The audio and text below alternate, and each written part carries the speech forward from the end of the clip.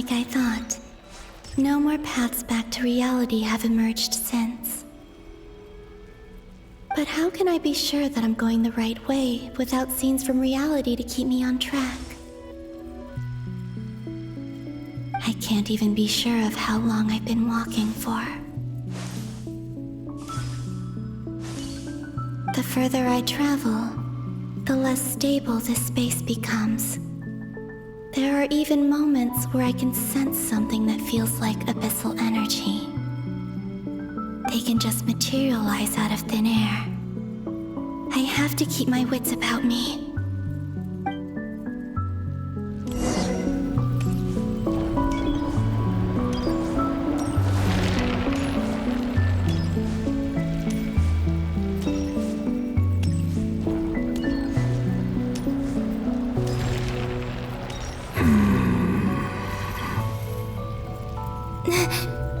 Is that the ray here of Solnari?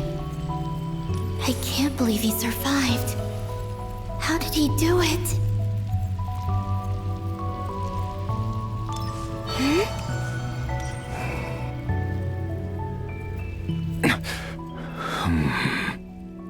You're the moon goddess. But how?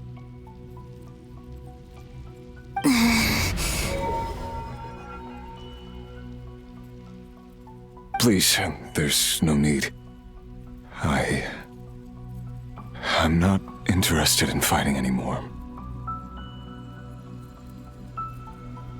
I find that a little difficult to believe.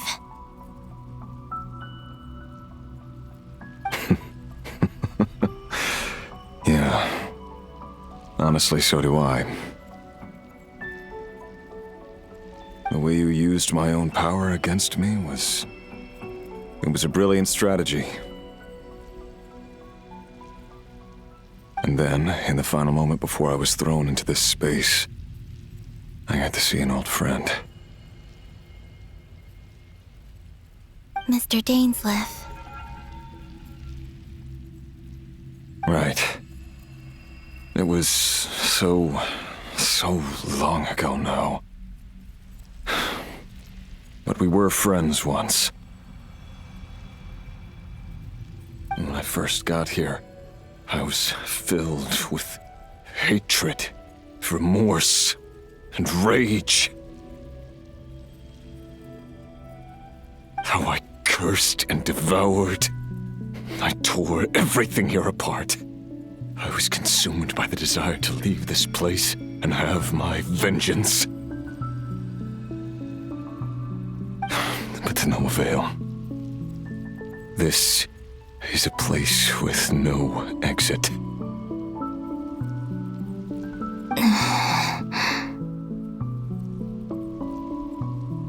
This is the second time I've entered this space. Though I have no memory of the first, I was torn to shreds the moment I entered. But this time I survived. It must be partly because of this new body, and partly because of all the Kuvaki I absorbed in Nodcry. Are you the source of the abyssal power in here? Not all of it. Some is from when I first arrived here and tried to destroy everything. But there was already a degree of abyssal power here before I entered.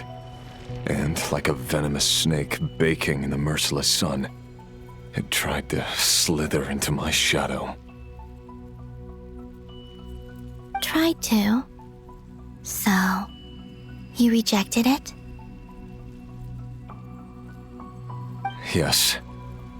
Because after that, the world suddenly became silent for a moment.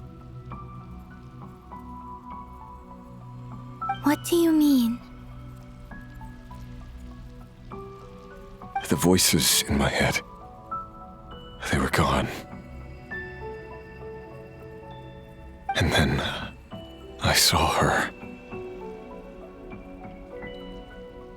Her? Thalindis, my former lover. never mentioned that she saw a memory of Tholinda's leaping into the moon's reflection. More precisely, I saw her afterimage. I'm sure the real her is long gone. She was just an ordinary Conrian. She couldn't have survived here for very long. Anyway, why have you come here? Didn't you know it was a dead end? If I hadn't escaped through the moon gate, my friends would have been in far greater danger.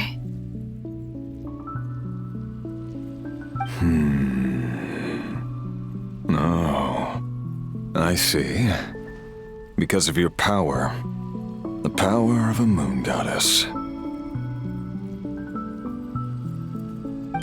What?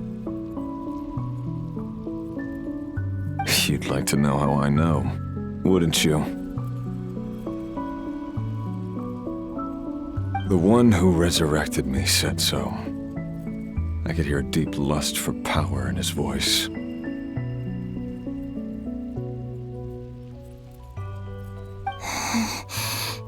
Do you mean... Dottore? Dottore.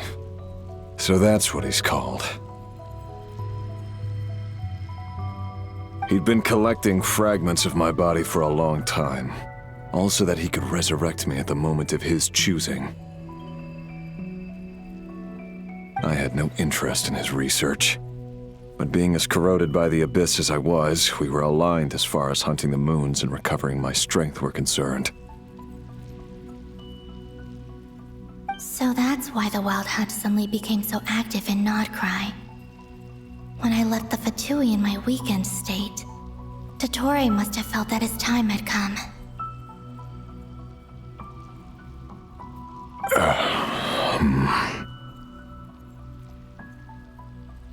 Moon Goddess, could I ask a favor of you? What?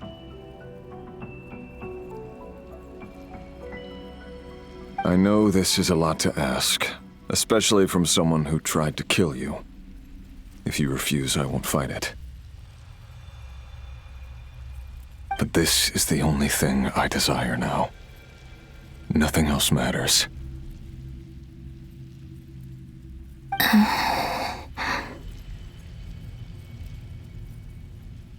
What do you want?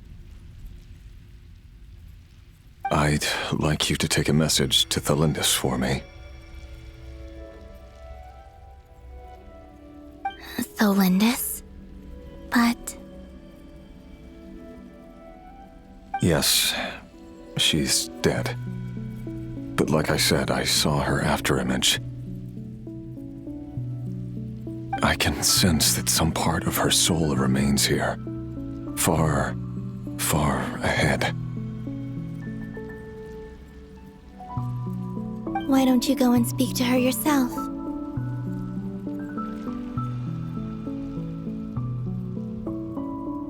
I can't. I don't know why, but I can't move freely in this space as you can. All I can see is a glimpse of her, walking away. Just like the moment when I last saw her in life. In return, I will clear these abyssal obstacles for you.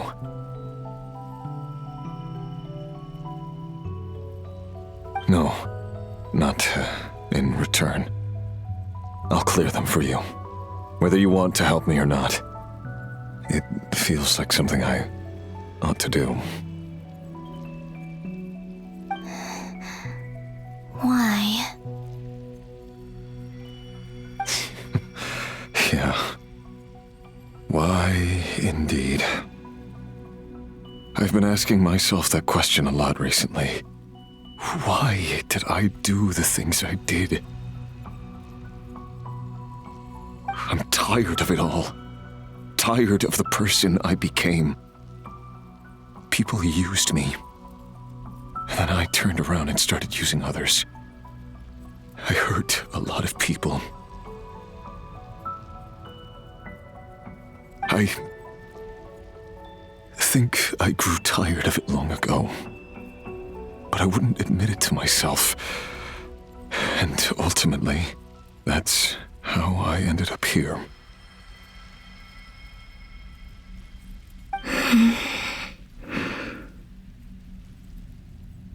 What do you wish to tell her?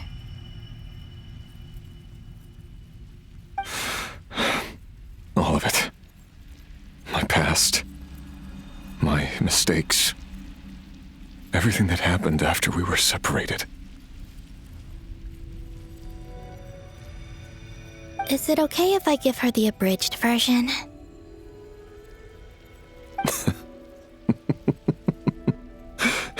Yeah, I'm sure there's plenty you can skip over. Just tell her the important parts. Whatever you think that means. Like the part where you relentlessly tried to kill us?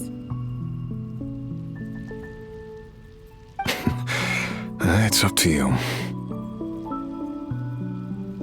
Love demands honesty. But my relationship with Thelindis was built on lies. We hid too much from each other. But after living my whole life in the shadows, I don't want to hide anything anymore.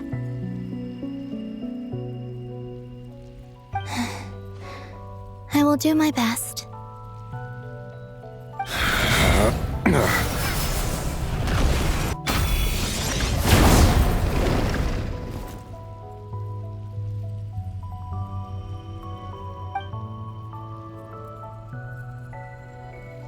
There. The abyss will no longer stand in your way.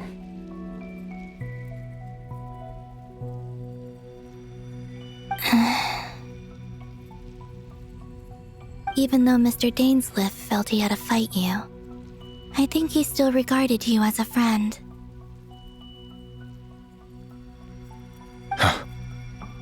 Dane? He said that you betrayed him, but he also felt great remorse at never having understood what you were truly going through.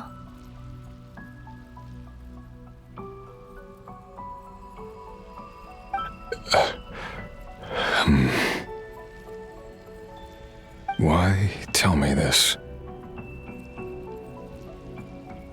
Because if he'd known that someone could take a message to you, I believe that's what he would have said.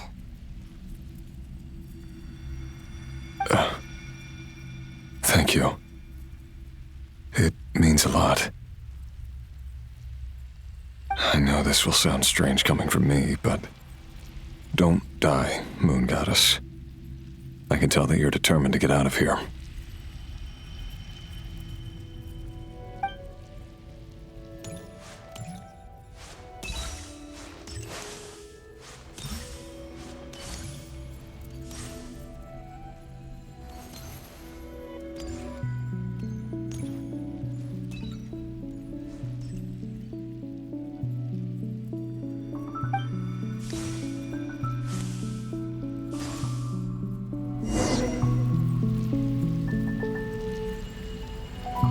He kept his word.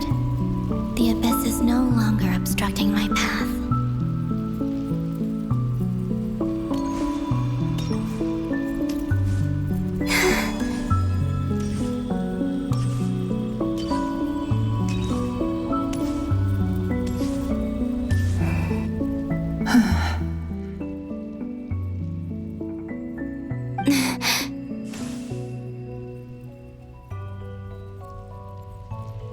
Is that the Lindis? She wasn't far off at all. And yet, they can never meet. Hello, Miss Thelindis. Who are you? How do you know my name? I've never seen anyone else here before. You can call me Columbina. I promised Rerir that I'd bring a message to you. Rerir? My Rerir? Is he well? He's doing better than he was. Better than he was, huh? Sounds like he's had a pretty rough time. Others have had a rough time on his account too. In many cases, their time ran out because of him.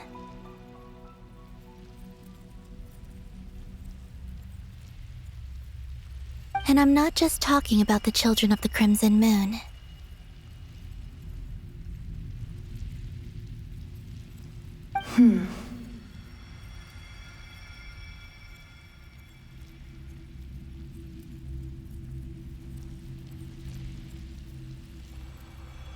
So, things got worse before they got better. Could you tell me what happened, Miss Columbina?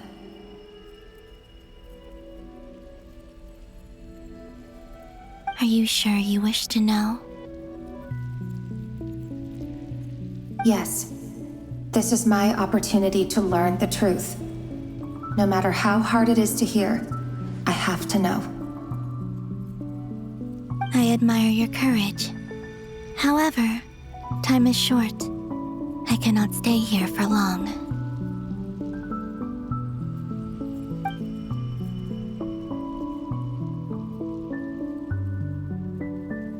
Ryrir had seeds of hatred in his heart, and many people nursed them for their own ends. On some level, everything he did was to try and find a way to see you again. But in the end, he came to regret his mistakes.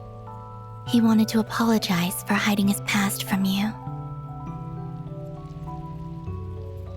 Beyond that, he did not say specifically what it was he wished to convey to you.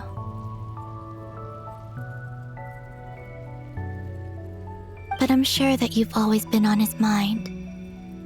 You are what has kept him going over all these years.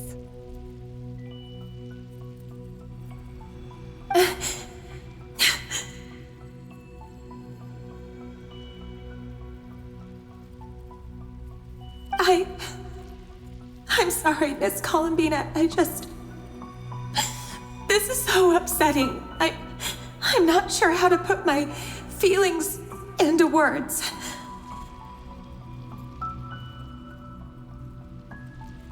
It's all right. I understand.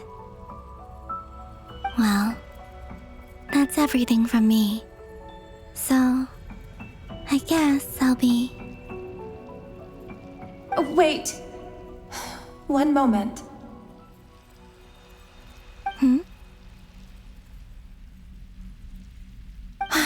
Time flows backwards here. The road ahead only leads further and further into the past. I know. I intend to reach the end of that road. Without a moon marrow, without the 3 moons' power, you won't make it far. Wait, unless... Are you one of the moon goddesses?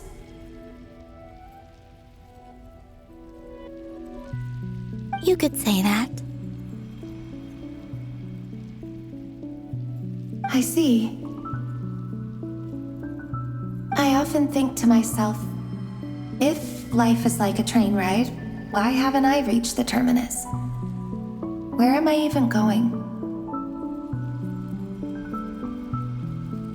And it's not just me, it's this whole place.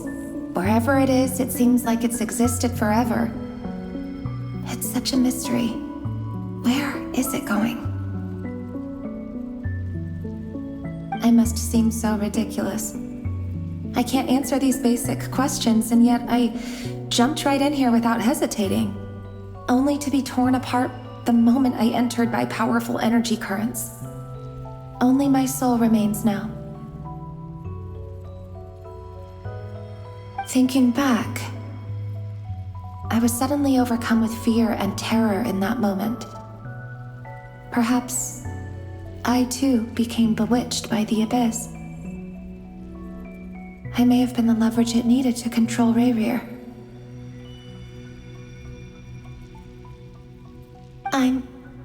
I used to be a researcher at the Universitas Magistrorum in Conria, researching the iridescent moon's marrow.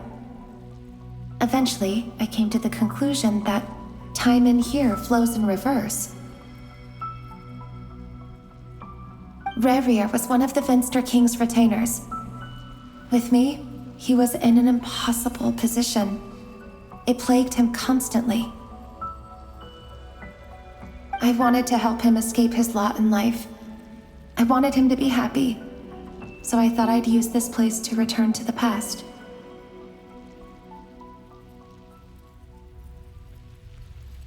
At the time, I thought I could just go back to the day that the Vinster King first found the prince.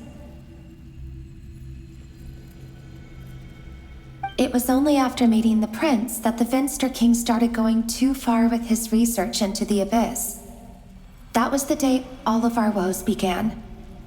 I thought I could stop the king from ever meeting him and solve everything.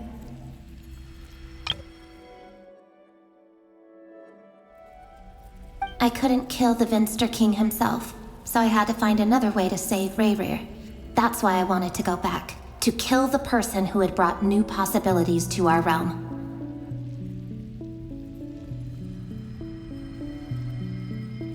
I'm sure it was a futile endeavor, but the abyss probably enhances the basest human desires.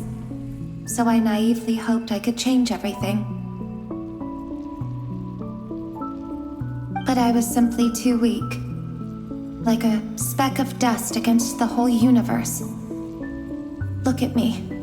I didn't even survive the journey here. Not physically, at least. I know I'm never getting out of here, but you're different. You can make it, and I want to help you. I owe you that much.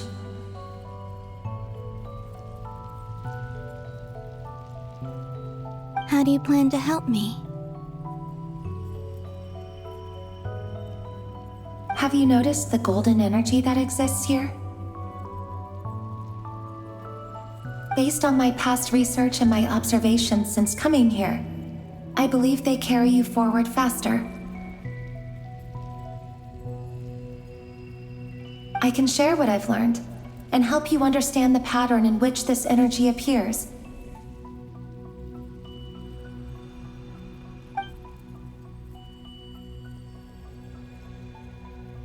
I think you just might... Now, I know you will be able to change the past. Also, I've been speculating about where this space ends. The documentation was scant, but from what I know of the legends about the moons, the oldest ones seem to begin with Nibelung, king of dragonkind. I have no way of verifying any of it by this point. But if it's true, you might be able to reach that era if you keep walking. Understood. Thank you, Miss Thelindis. I'm the one who should be thanking you. If you hadn't entered this realm of everlasting death, what use would my deductions be? Thanks to you, they have some meaning. About Rayrir, I'm so sorry. For everything. It wasn't your fault. That's not true. Because we both feared bringing trouble upon each other, neither of us ever told the truth. And that dishonesty sealed our fates.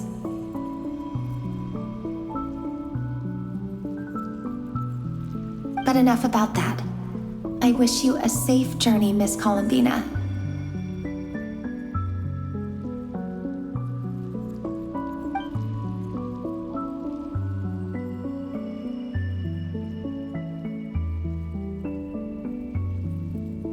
And may the outside world never have to experience pain like this again.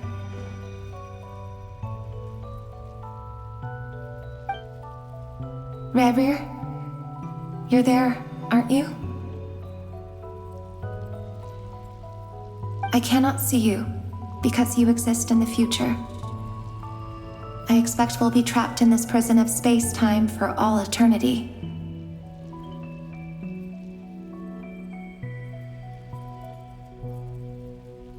But please, gaze upon the past, and then sit for a while.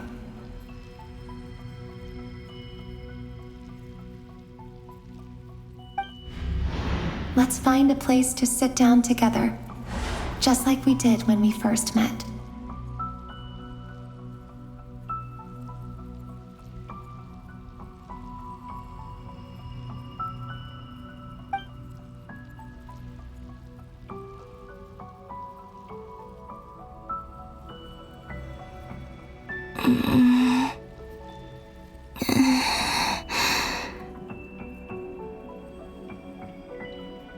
How long have I been walking?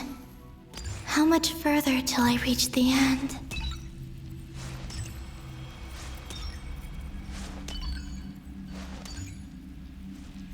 Is there even an end to be found?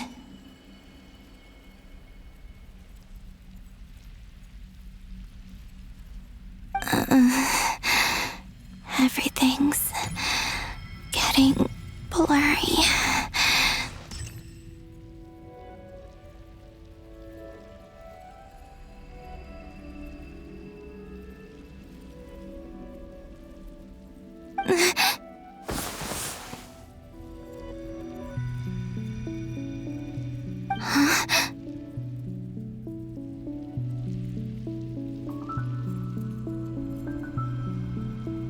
Are you all right, little sister?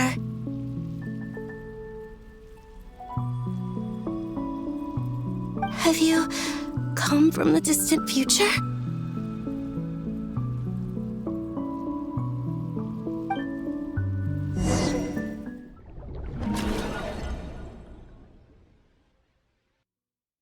So, how exactly did the moons just disappear?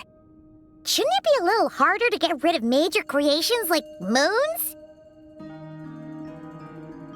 The world is a vast and ancient place.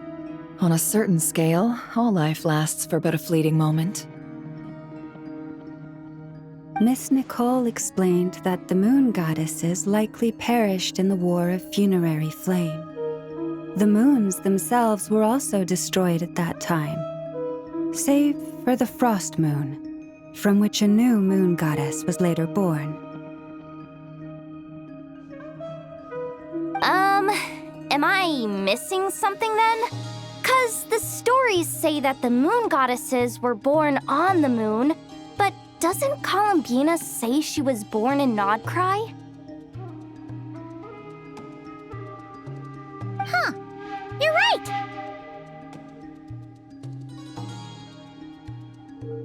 Why do their birthplaces differ?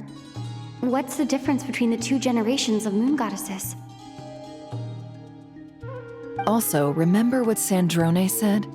Her scans detected 4 moons. In other words, 4 moon marrows.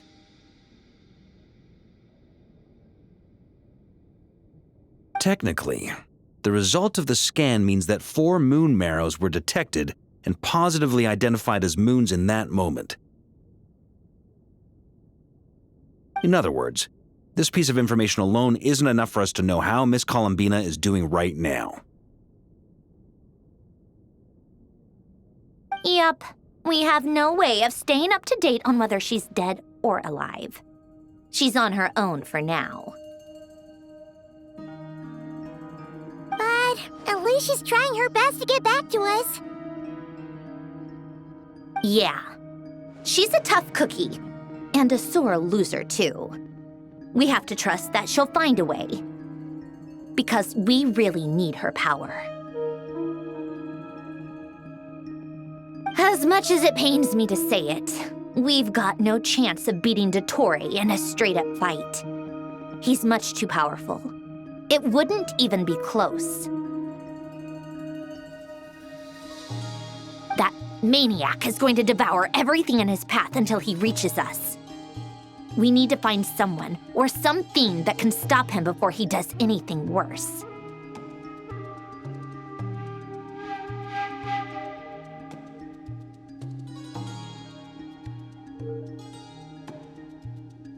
I'll be frank.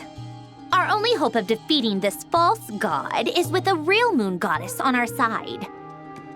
I'm not just saying this because Columbina's a friend and I want her back safe and sound. It's just the truth. And I know that even she was no match for him when he attacked, but I don't have a better solution. We're not giving up on saving her, whether she can defeat Dottore or not. Right. Don't worry, Miss Sandrone. We're all aligned on saving Columbina. No one's trying to argue that we can only justify saving our friend because it will help save the world. This is about multitasking. We want to save both. So, she's more than just a moon goddess to you guys? Absolutely. Duh! She's part of the gang!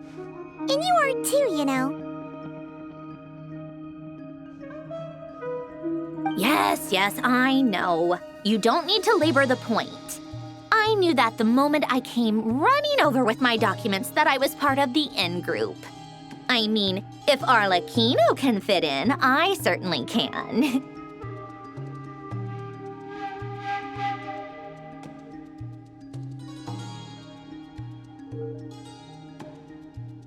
Anyway, as for how we get Columbina back, I've been working on it constantly.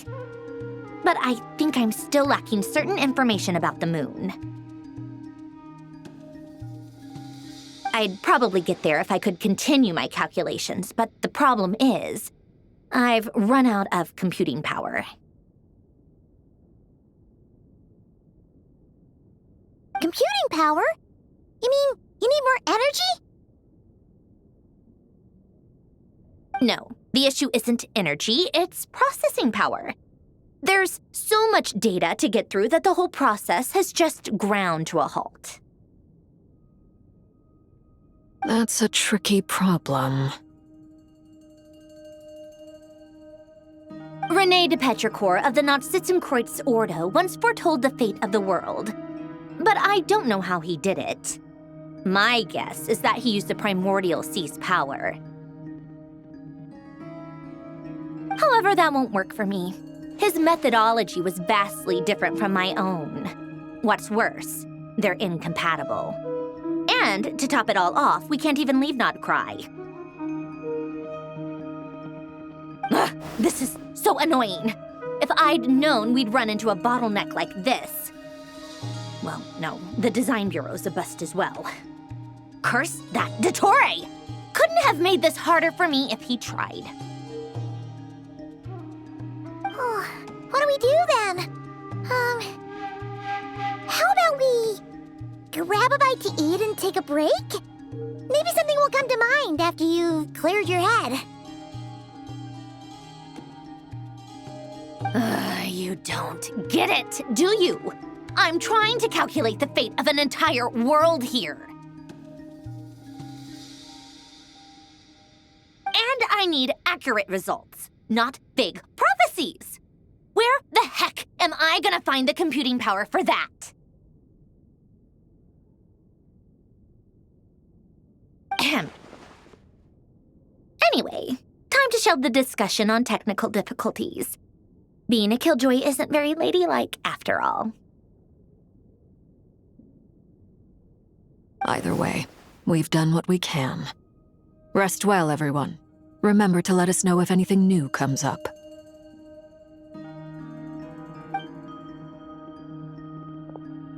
Haggai? Is he hinting that we should talk outside?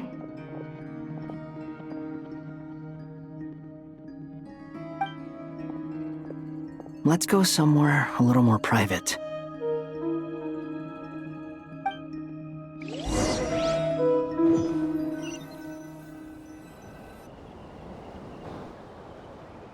You know that Dori went back to Sumeru, right?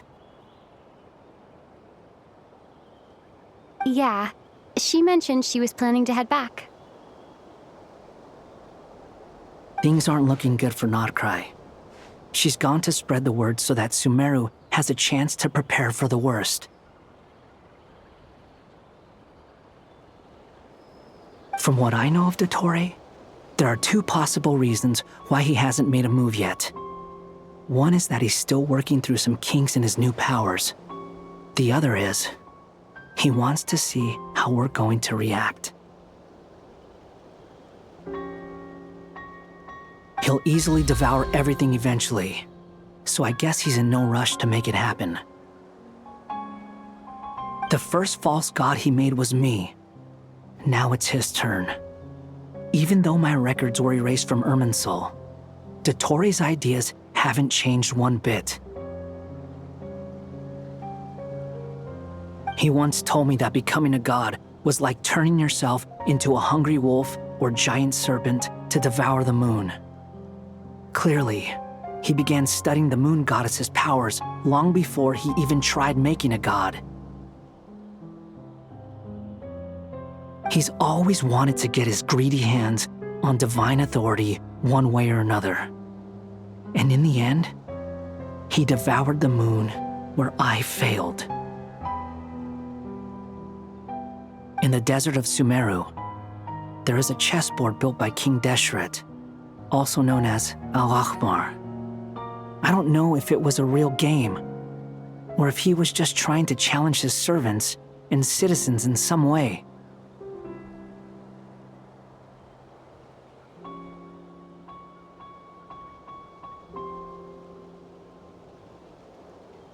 But creating games and setting rules, gods do that as a matter of course. That's the kind of power Dottore craves.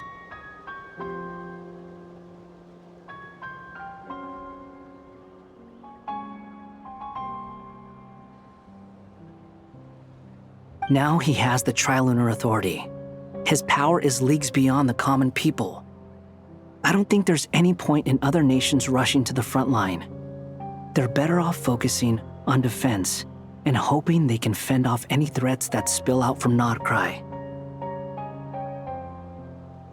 Either way, Dori will inform Lesser Lord Kusanali, and she will contact the other gods in turn.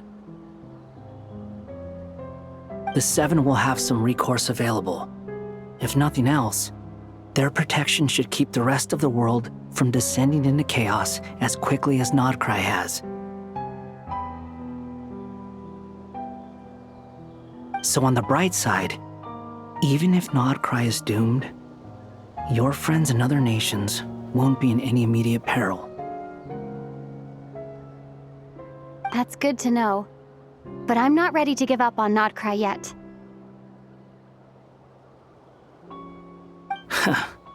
There's a word for people who refuse to let anything go. It's called being greedy. Maybe it sounds greedy to you, and probably naive too.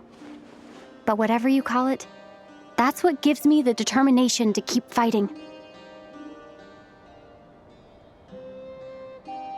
Battles are fleeting, but the will to fight is a long-term commitment. Give up for even a moment, and your resolve will shatter.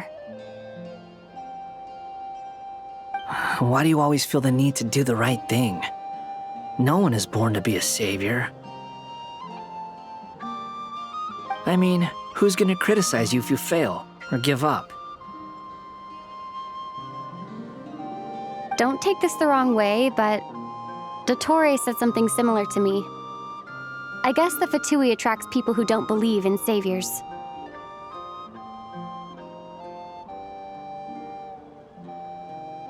Not necessarily. It's less about belief for me. I just want to know how determined you really are. After all, I don't owe anything to anyone else here. Only you.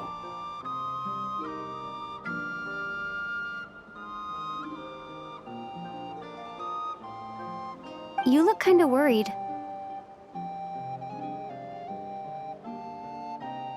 if your arch-nemesis was about to achieve their ultimate goal, I think you might feel a little worried too. That's true. Dotori is about to become an omniscient, omnipotent deity. That's gotta be a bitter pill to swallow.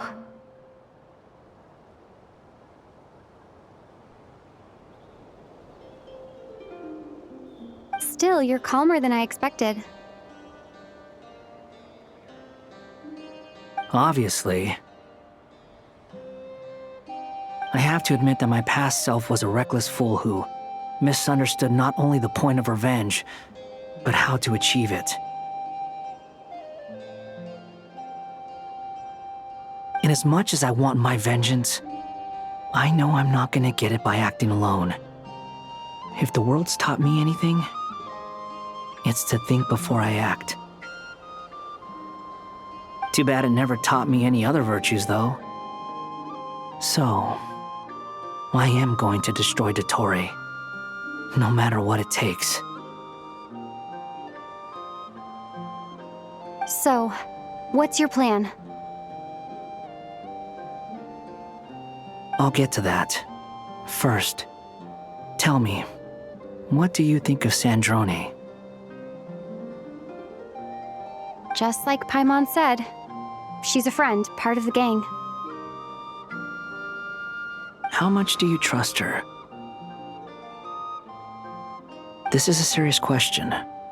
Think carefully before you answer.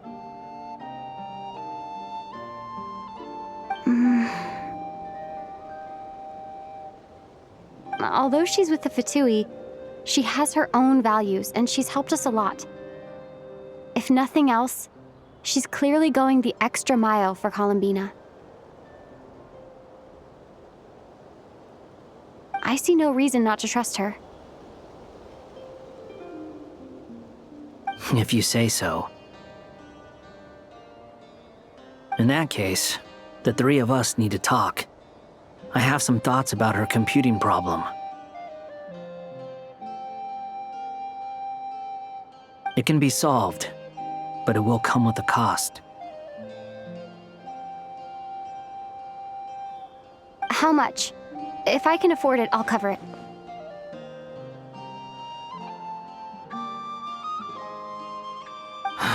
Sometimes your heroism really backs me into a corner. You know that? Come on, let's go talk to her.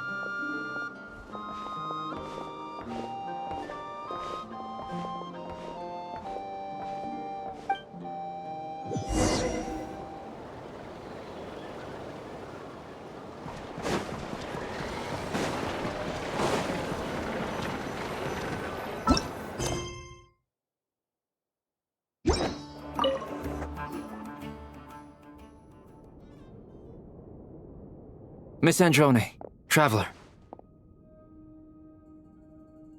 Hey there. Paimon's here too! She was just helping them sort through their things. How did your chat go? That was fast. The call only just ended. Well, you said it was urgent, so we got here as quickly as we could. Albedo, I have some alchemy questions for you. I see. Looks like my knowledge proved useful after all.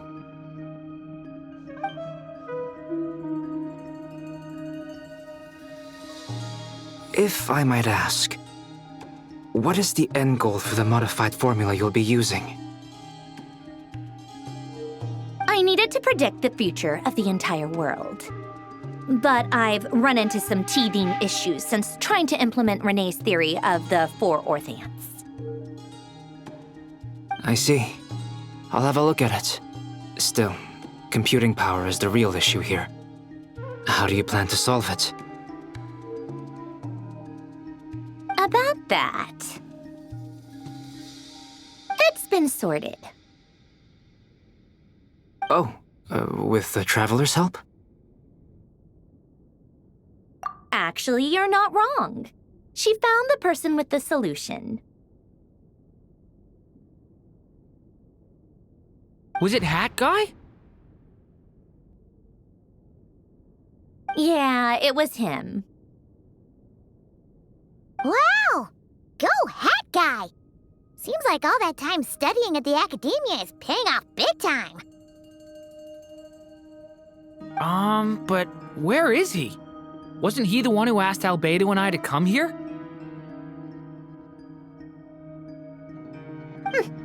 Come with me.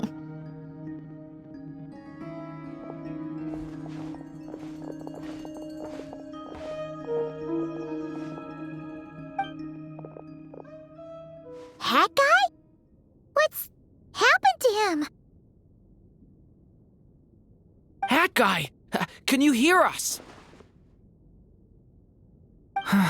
No response. I guess he's in hibernation. Hat Guy mentioned that he was a puppet. It seems that his functions are currently shut down. I presume this has something to do with the solution to your computing problem.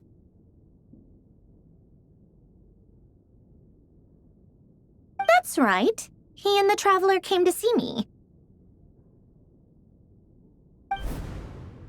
Wait, what? You have a solution? Would you calm down? Why do you always react so hysterically to everything? Excuse me? How would you know? You shouldn't be so quick to judge complete strangers. It's very bad manners. Oh, please. It doesn't take that long to figure out that you have a temper. Where does a mere student get that kind of confidence?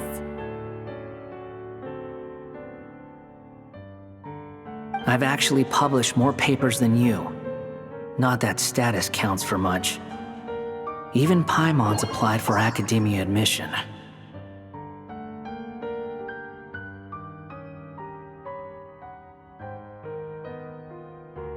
Huh? Are you serious?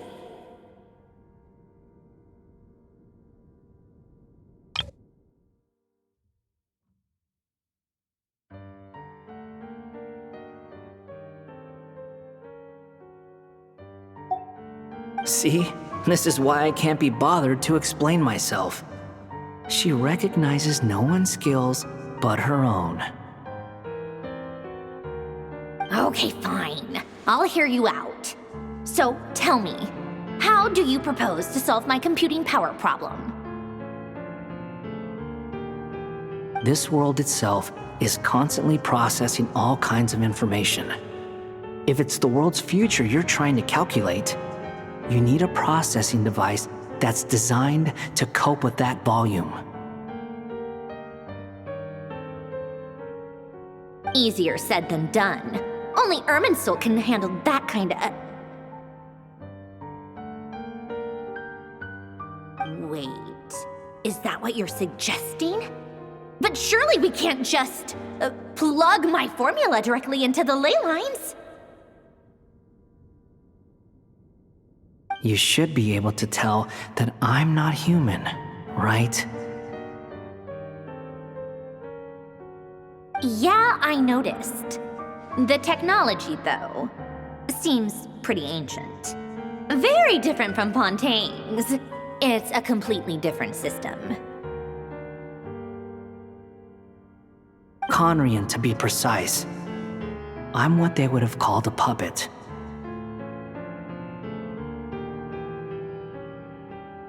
Puppets need an energy source and processing power. The artisans who built them sought out the materials most suited for that purpose. You?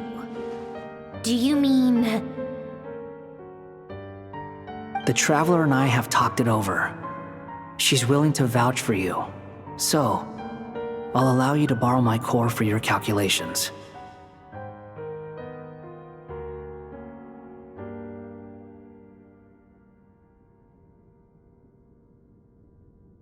It was built using wood from a silver-white tree, which makes it a small part of Irminsul. weaponry and technology, and Irminsul wood. Who in the world could have built you? Are you sure about this? A puppet without its core will cease functioning completely. And if it's left in that state for too long, it might not recover. You could die if you do this. You do realize that, don't you? I can put 2 and 2 together, yes. No need to rub it in. I won't lie to you. This has never been done before. I cannot guarantee your safety. Doesn't matter. I'm prepared for the worst. Did you two actually talk this through? Is he... Are we really considering this? Yes, we discussed it. The bottom line is, he trusts me and I trust you.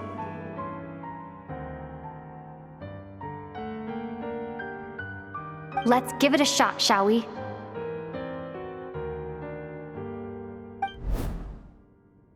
Honestly, I have no clue where this kid even came from. But for whatever reason, he lent me his core to use in my formula. I'm very close to finishing my calculations now, and the core is currently in use. So I'm sorry, but I can only show you a sketch right now. This is what the core looks like. A silver-white branch. It certainly matches the legends told about Irminsul.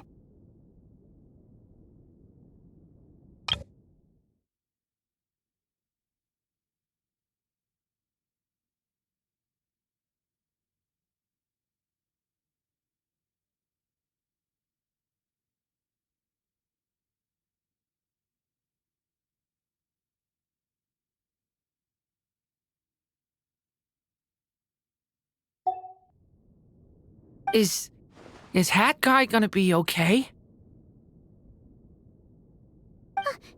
He's not gonna die, right? Right?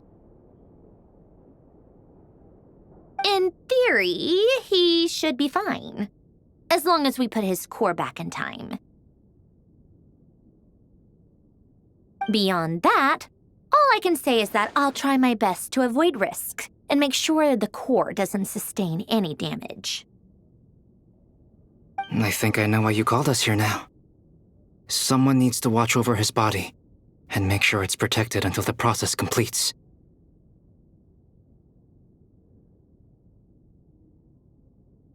Correct. He said that the only ones he trusts here are you two, and the Traveler. And the Traveler will have other work to do.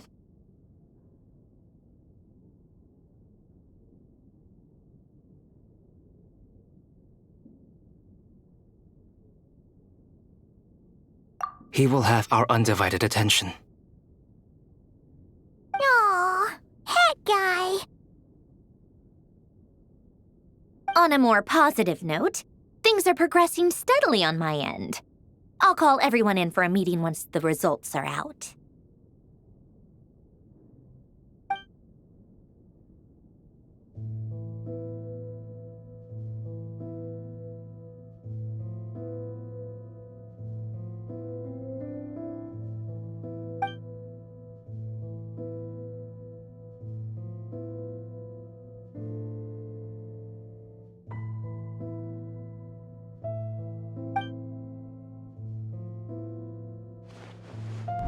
The worst case scenario with the core removal is either a system reset or a total loss of function.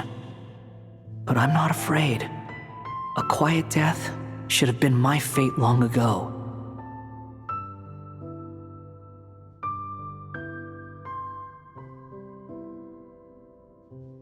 A core is completely different from a heart. It's like another vital organ entirely. I never believed it could be a true replacement for what I sought.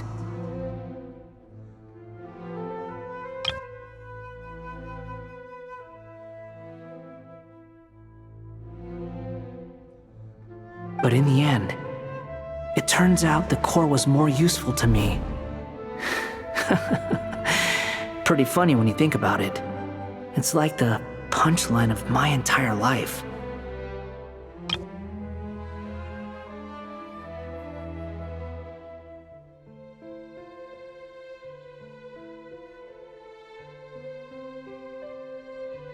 Do you think there's any difference between a puppet and a human? If not, then this would just be another samsara. I have already experienced both a past life and a next life. Part of me wonders whether I'm only capable of making this decision because I've become a real human. What's with that expression? Isn't this a good thing?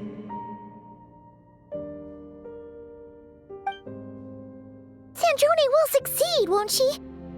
She has to. She will. We all have to persevere until this is over. That's right. And I'll protect you all until a moment of victory arrives.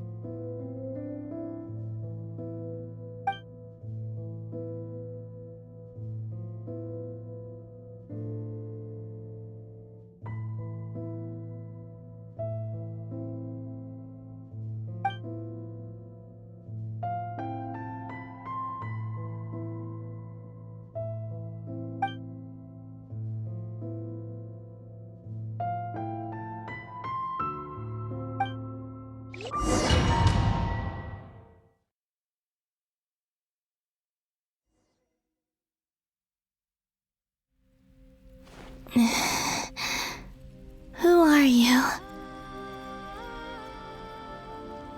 Call me Sonnet. You have the same power as Canon.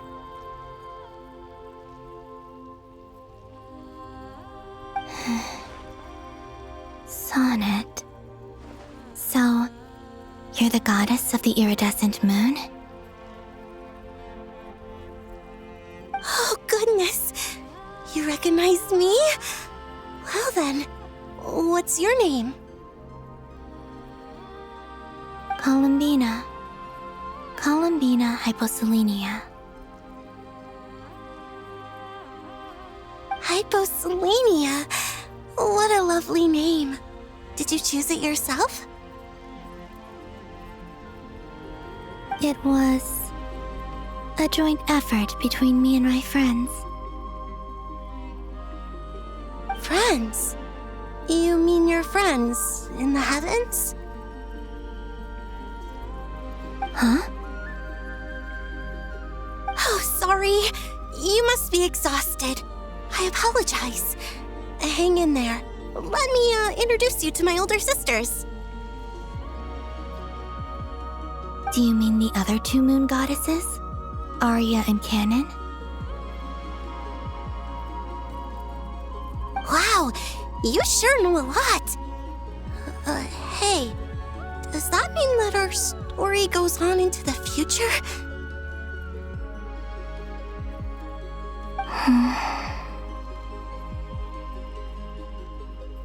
Oh, I guess that wasn't the best question to ask.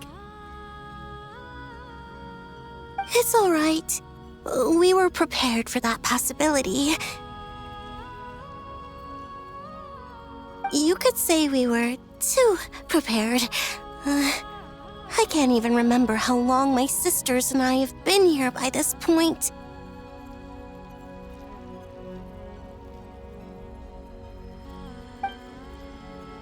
When did you get here? How long has it been? I can't say for sure, but it feels like it's been forever. I see. Are you feeling all right? You look a little unwell. I can hold out a while longer.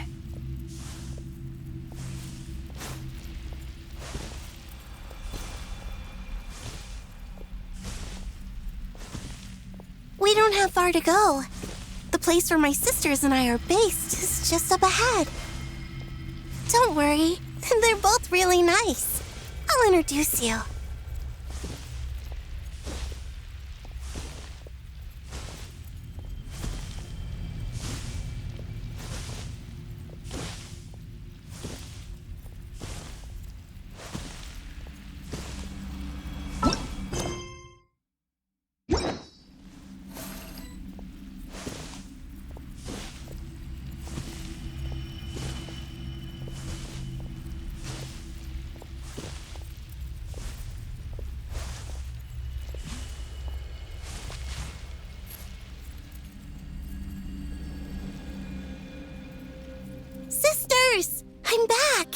And look who I've brought with me.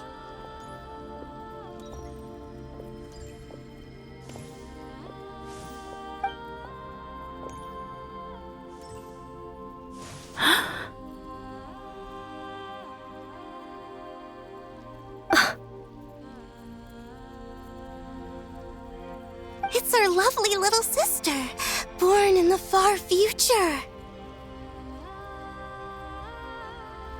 The pleasure is all mine.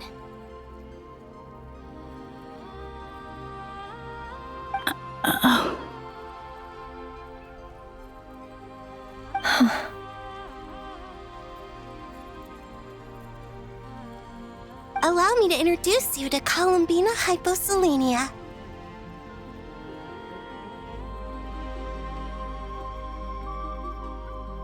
This is Arya, the goddess of the eternal moon. And this is Canon, goddess of the frost moon. Canon, don't you think Hyposelenia's power is similar to yours?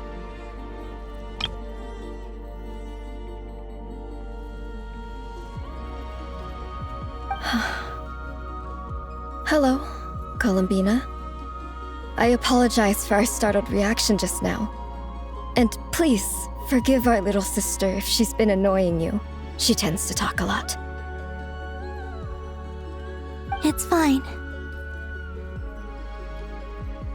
You seem shy. Don't worry, Columbina Hyposelenia. No one can hurt you here. Could you tell me where here is?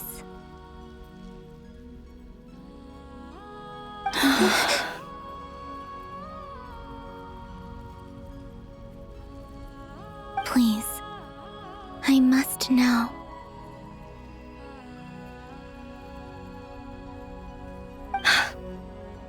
My dear sister. This is where Tevat's original ruler, the Dragon King Nibelung, imprisoned the moon goddesses.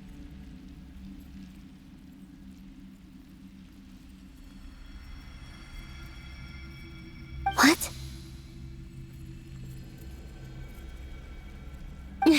You're scaring her, Canon.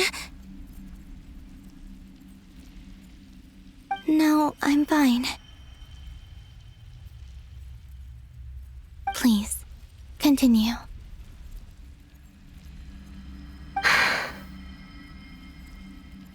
Nibelung, our original master, created us in the distant past to maintain Tevat.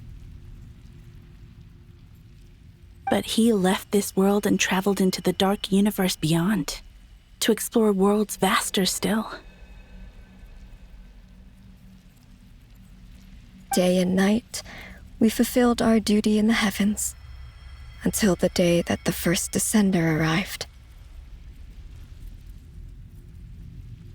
The great ruler of the firmament. The heavenly principles. Is that what later generations call them? I see. But we did not reject them at first, nor did they seem to harbor ill intent towards this world.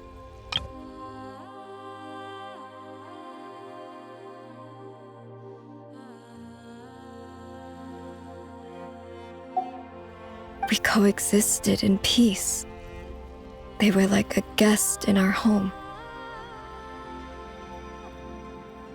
Slowly, however, we came to realize that our guest had a growing desire to change and dominate the world.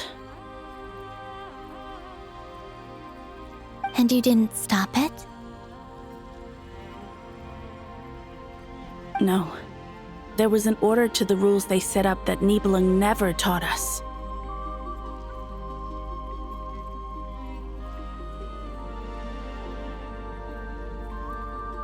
We wanted to know if this order would bode good or ill for Tevat.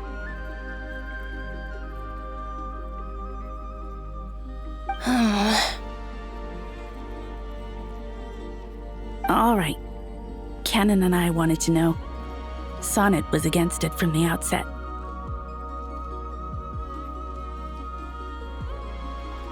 Later, we discovered that this great ruler of the firmament bore an almost paranoid hostility toward the desire of certain life forms to seek power. Or perhaps they feared them. They would even cast down celestial nails as manifestations of their power, to punish the civilizations of the world below. Only this was far beyond mere punishment. Right. Their rules brought order, but the price people paid for merely testing the limits of those rules was far too great. I did everything in my power to help the punished escape catastrophe, but still, too many lives were lost.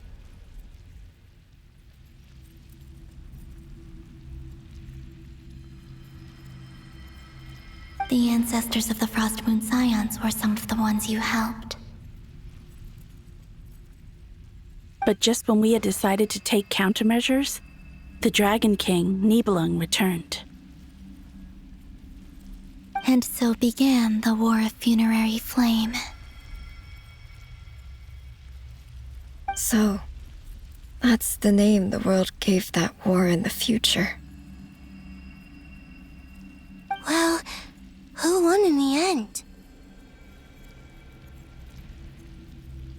As far as I know, the Heavenly Principles won, although it came at a great cost. They remained in Teyvat, where they continue to rule to this day.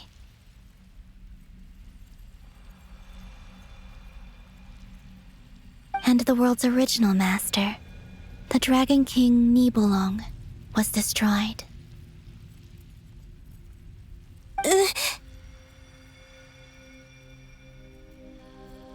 And what of the moons? Are there still 3 moons in Teyvat's skies?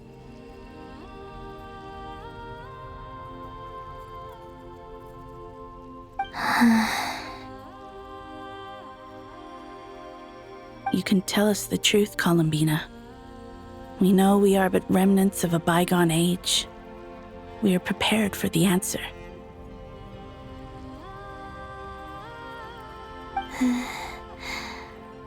Only the Frost Moon remains, but it has been cast beyond the false firmament by the Heavenly Principles. The eternal and iridescent moons were both shattered during the war.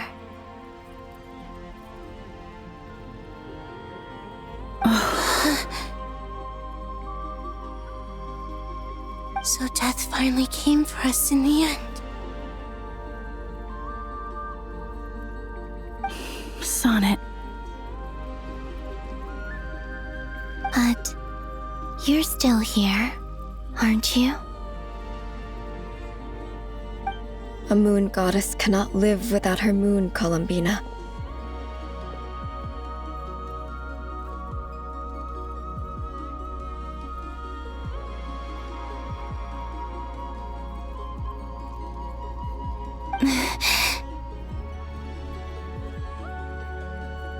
She's right. That's why I began to disappear. Because the Frost Moon is cut off by the false sky. How much worse it would have been if it were outright destroyed. Our souls may endure within this lunar palace, but if our moons are destroyed,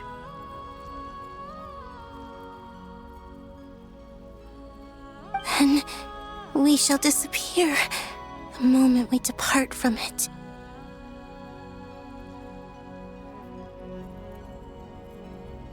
I'm sorry. There's no need to apologize to us, dear sister. If anything, we owe the world an apology. If only we'd decided to act sooner, rather than arguing amongst ourselves.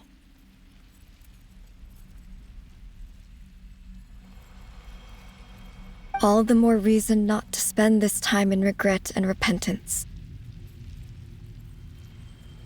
Instead, we should focus our efforts on how we might help our future sister.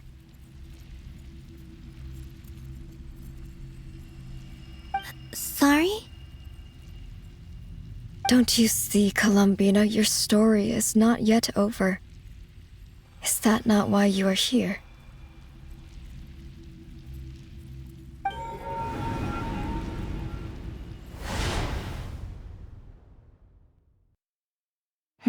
It's done. Initiate numerological array. Continue running primary process. Calculate the world's fate through extrapolation, and identify nodes of potential change. Secondary process, scan for moons.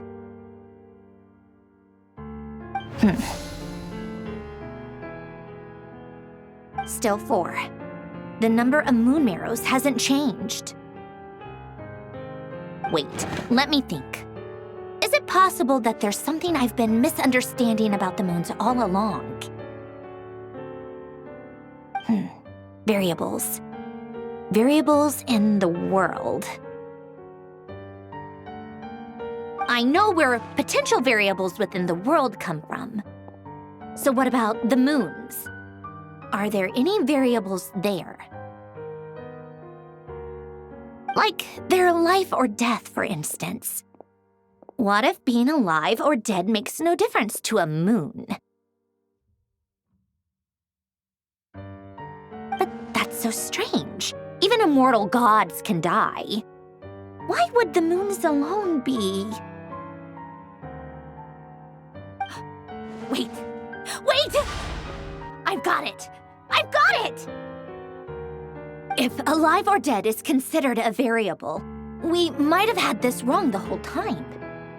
No one ever said that a moon marrow equals a living moon. We just made that assumption ourselves. Initiate secondary process. Scan again, this time filtering out interfering perimeter, moon marrow. I don't care if they're natural or artificial. Get them out of my search results!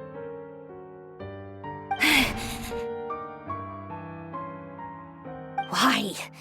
It says 3 moons still exist in Teyvat, even after excluding the moon marrows. But we know for a fact that 2 of them are dead. Redo the scan. Narrow the results to living moons and real moons. No, scrap that. Narrow it down to moons that have lunar authority and remain alive. Why? Why is it still 3? What is this, Columbina? Has the world lied to us? Or are you the one pulling the wool over our eyes?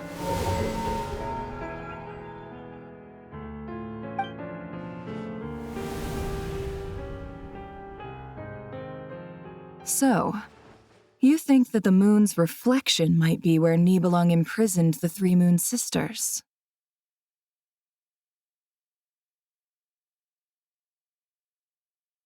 Yes, it would explain a lot, such as why that space would respond to a moon goddess's power, opening the moon gate at her command.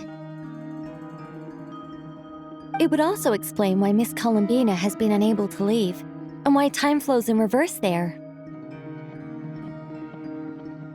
In the messages she sent, Columbina promised us she'd find a way to return, but we have no way of knowing how, when, or where this might happen. The fact that she still has yet to reappear in this world indicates that returning from that place is no easy feat. We cannot afford to simply wait for her. So you're saying, if she could return by her own power alone, she would have done so long ago. Yes, she certainly wouldn't leave it to this late stage when it's so touch and go. I've been giving this some thought, and I've come to believe that Luana's harm might be an anchor that she left behind, as a sort of future waypoint. This could also explain why Luanatar is always by the traveler's side. Sounds like a plausible theory. If that's the case, there must be some criteria we need to fulfill to allow Columbina to return to the present. The question is, what could they be?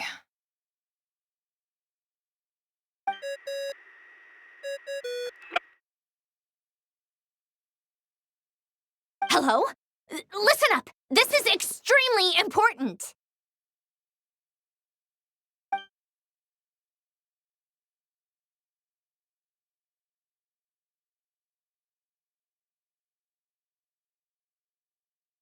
Not only is Columbina alive, but she may well exist in a form unimaginable to us.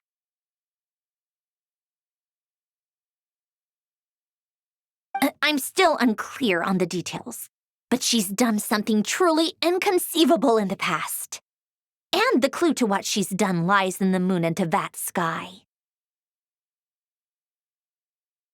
Truly amazing. Oh, I'm so delighted for her. I'm sure we all feel the same. And I'm sure Columbina is ready to get back here and fight by our side. I'll keep my calculations going and try to find some way of coordinating with her. But that's not an excuse for everyone else to slack off, okay? All of you had better keep trying to think of solutions. How can the dead moon still live? And Luanatar?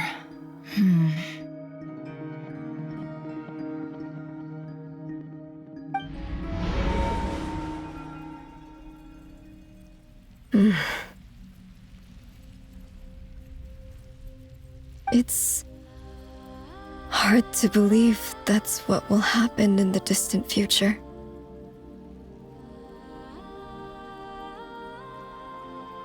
Our authority is linked to the most fundamental rules of Tevat.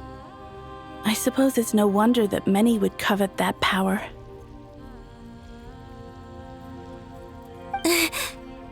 I didn't realize that when you said friends, you meant people who live down in Tevat. That's so lovely.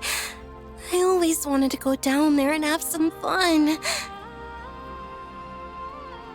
Have you ever tried leaving this prison? Of course. Between us, we've tried everything. But no matter where we go, this space will eventually bring us back here. It's like the center of a whirlpool. Everything ultimately converges here, at the moment when Nibelung imprisoned us.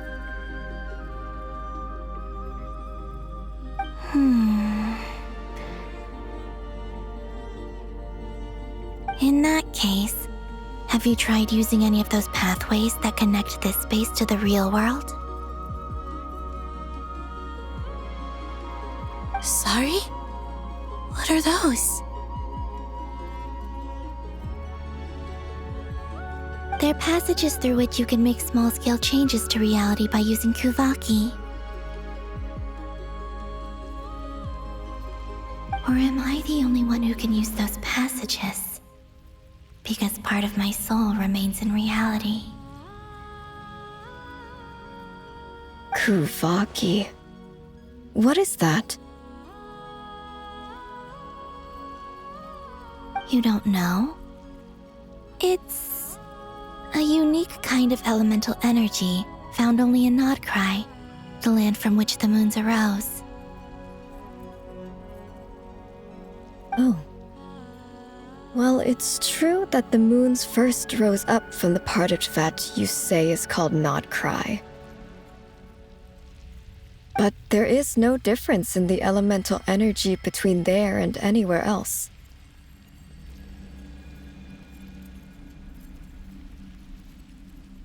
What? Could you show us some of this Kuvaki hyposelenia? Maybe if we see it, it'll make more sense. Okay.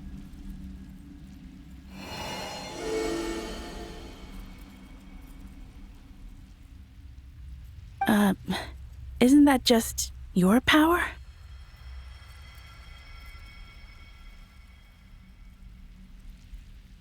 What?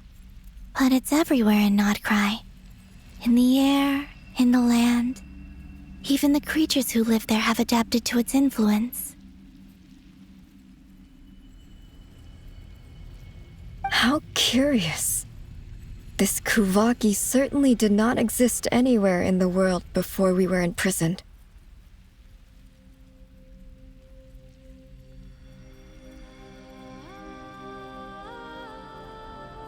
Let alone influence living creatures. So, how exactly does it affect them anyway? Can they float in the air like us? This is so strange. Why would their reality differ so much from mine? Columbina, you're looking for more than just a way out of here, aren't you?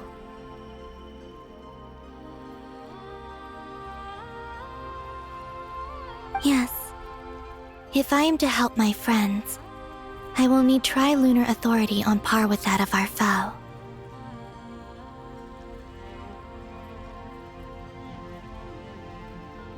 You mean... you'll need our power? This sounds extremely risky. The Three Moons' powers are not mutually compatible. Concentrating them into one goddess will be a very painful process. And if anything goes wrong, it could tear you to pieces. I know, but I'm willing to take that risk. Even so, let's say we successfully transfer our authority to you. How will you take it outside this prison? Niblin constructed this realm specifically to prevent us from using our powers to interfere in his war.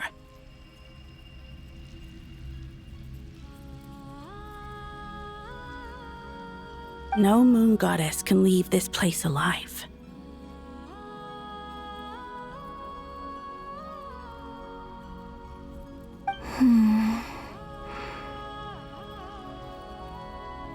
What if I don't leave alive?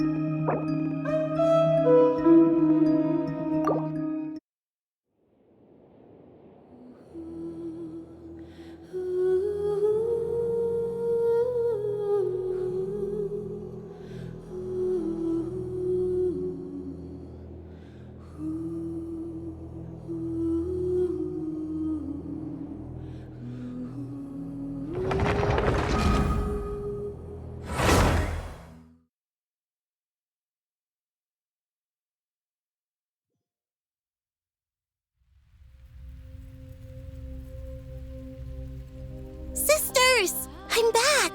And look who I've brought with me!